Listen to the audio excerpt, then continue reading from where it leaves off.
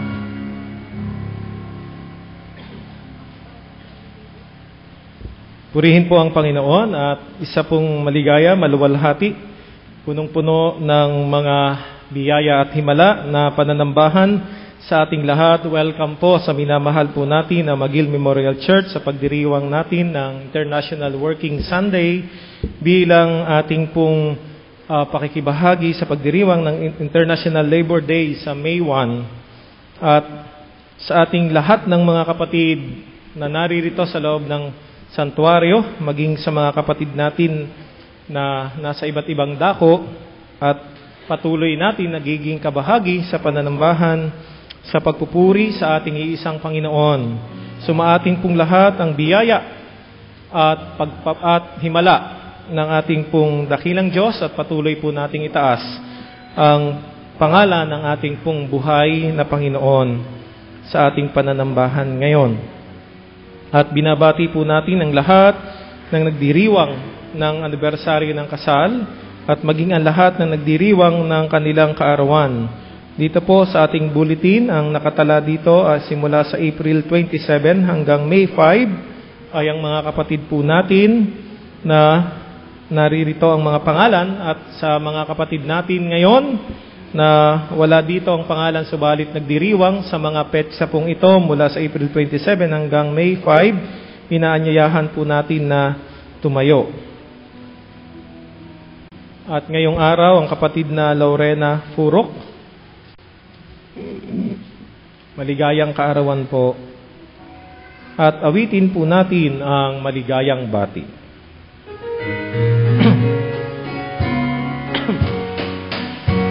Maligayang bati, maligayang araw, maligayang bati sa iyong pagsilang. Sumainyo nawa ang ligayang tunay, kahimanawari lumawig ang buhay.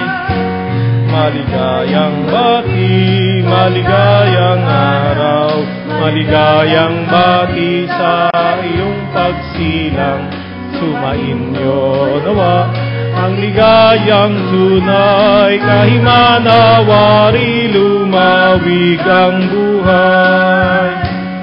kahimanawari lumawig ang buhay.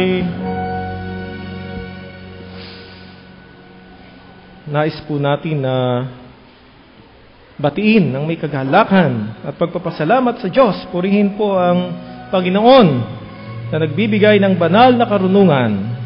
Ang sambahayan po ng ating kapatid na DM Liway Javier ay nagpapasalamat sapagkat ngayong araw ang graduation ng kanilang anak na kapatid na Blessy Javier sa UP Diliman at siya po ay cum laude.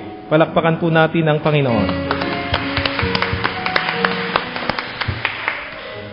Amen.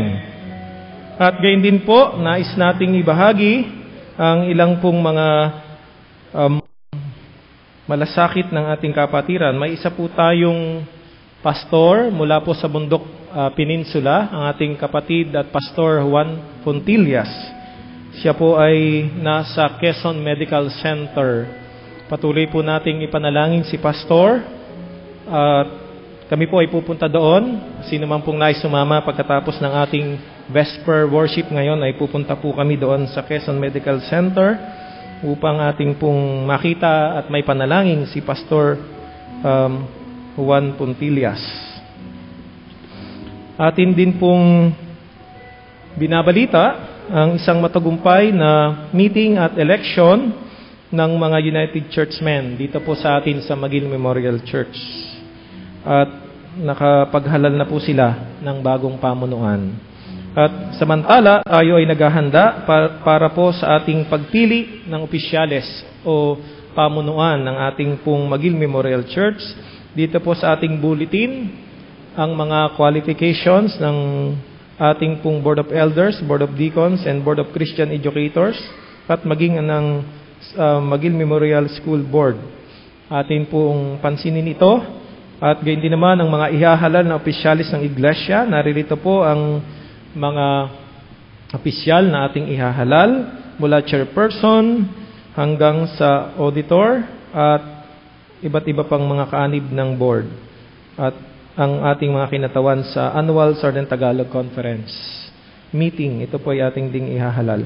At ang presentation po ng nominees ay sa May 12 at maaari pa po tayong magpasok ng mga pangalan sa araw po ng presentation. Ito po ay sa May 12 at sa May 19 ng ating eleksyon. Sa May 12 pwede pa tayong magpasok ng mga pangalan, subalit sa May 19 ay hindi na po, eleksyon na po ito at ito po ay araw ng linggo. Atin pong ipinapaalaala ang pagtatalaga at paghahandog po natin ng ating alkansya para sa Panginoon. Ngayong pong linggong ito, April 28, ay simula na po ng ating pagtatalaga ng ating pong alkansya para sa Panginoon. Ating pong tinatawagan ng pansin ng lahat ng mga kapatid natin na nakibahagi sa gawain pong ito. At para po sa ating pong pakikiramay, ang ating pong buong kapatiran ay nagpapaabot po ng ating time team na pakikiramay sa sambahayan ng Umali, Evora, sa pagpanaw ng mahal nilang si Riewel Ellery Evora. Siya po ay nihatid sa kanyang huling hantungan nung Biyernes ng hapon. At gayon din naman, mayroong po tayong luksang kalatas. Kahapon po natin ito natanggap. Namayapa na po si Pastor Reverend Jesse Cavida noong pong Biyernes ng gabi. At ang kanya pong libing ay sa May 1. Ang kanyang labi po ngayon ay nasa UCCP Siniluan, Laguna. Inuulit po natin, si Pastor Jesse Cavida po ay namayapa na. Purihin po ang Panginoon sa ating pong matapat at masigla na pagkakaloob ng ating pong mga tinatangkilik sa pamagitan ng ating pong pangako, sa pamagitan ng ating mga handog at ng mga ikapo at mga kaloob ng pagpapasalamat. Naririto po ang halagang pumasok nung pong April 21. Ang mga schedules po natin para po sa mga meetings, para po sa offertory ushers, para po sa ating Sunday worship, Vesper service, at sa prayer meeting po natin, schedule of preachers and speakers o liturgies, naririto po. Ating po itong pansinin. At ang pagkakasunod-sunod po ng ating graduation o pagtatapos para sa ating Vacation Church School, magsisimula po sa May 1 hanggang May 4. At ating inaanyayahan ng ating mga kapatid, kung malapit po tayo sa mga lugar na ito, maaari po tayo na makiisa sa sasagawa po ng ating BCS graduation or closing ceremony. Maraming salamat po sa patuloy ninyong pagsuporta sa BCS sa pamamagitan ng pagkakalob ng mga materials, transportation at pagkain ng ating mga guro at mga assistant. Sa mga nagnanais magkaloob, lalo na po para sa graduation, maaari pa pong makipag-ugnayan sa ating mga diakonesa, sa ating financial secretary o sa inyo pong lingkod. At ating pong ngayon pa lamang ipinapaalaala ang ating pong mga gawain para po sa buwan ng Mayo. Naririto po ang ating mga gawain ngayong buwan ng Mayo. Unang-una po ay ang May 4. Ang May 4 po ay convention ng Church Recognized Organization ng ating Southern Tagalog Conference. Ang mga CROs ay ang CYF, CYAF, UCM, CWA, gayon din po ang ang United Church Workers Organization at ang Retired Church Workers and Spouses Organization. So, ito po yung ating mga Church Recognized Organization o mga samahang pangsimbahan na magsasama-sama sa isang convention sa darating na May 4, araw ng Sabado, sa UCCP Makalamkam, Rosario, Batangas. Yun po ay makalampas lamang ng San Juan, Batangas, at doon po sa may barangay Alupay, papasok po doon yung Makalamkam, yung barangay Makalamkam. At inaanyayahan po natin ngayon pa lamang ang paghahanda ng ating mga kabataan para po sa CYF camping. Ito po ay sa May 16 to 18 at ipanalangin po natin ang katagumpayan ng gawain ito ng ating mga kabataan. Purihin ang Panginoon sa kanilang buhay. At gayon din naman po ang paghahanda nila para sa CYF mini concert. Ito po ay sa last Sunday of May at ito rin po ang ika-65 taon ng pagsilang o anniversary ng United Church of Christ in the Philippines. Mayroon pong handog na mini concert ang ating mga kabataan para po sa atin dito sa Magil at sa buong United Church of Christ in the Philippines. At sa May 31 to June 1, mayroong pong leadership training workshop ang CYF na tinataguyod po ng Quezon District CYF. At ang alam ko po, dito sa Lucena gagawin pero hindi dito sa Magil. So ito po ay mga kabataan ng ating pong mga simbahan na nasasakupan ng Quezon District. Ang mga simbahan po na nasa ilalim ng Quezon District UCCP. Kaya purihin po natin ang Panginoon. Tayo po ay magsabi ng Amen.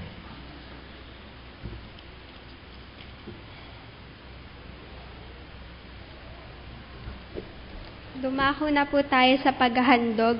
Buksan po natin ang ating mga Biblia sa Lucas chapter 6 verse 38. Magbigay kayo at bibigyan kayo ng Diyos. Hustong takal, siksik, liglig at umaapaw, pang ibibigay sa inyo. Sapagkat ang takalang ginagamit ninyo sa iba, ay siya rin gagamitin ng Diyos sa inyo. Pinagpala po tayo sa pagkakabasa ng banal na Biblia.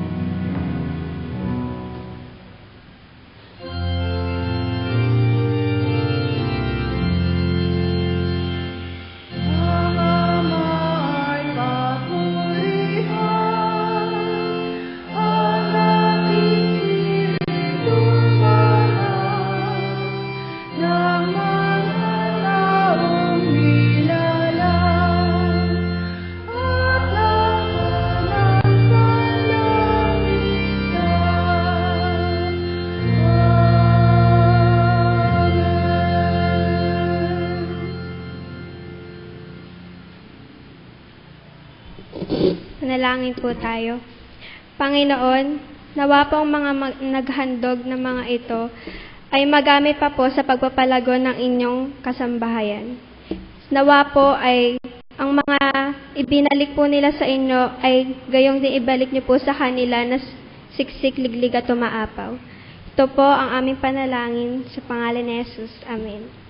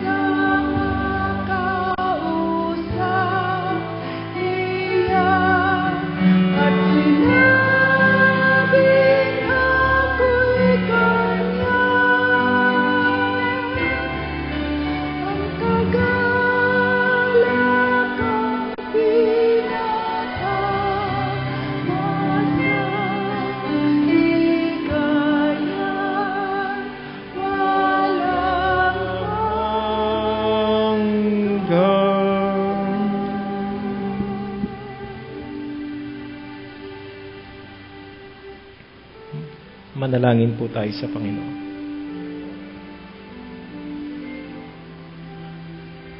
Pinupuspos niyo po ng kabanalan ng dakong ito.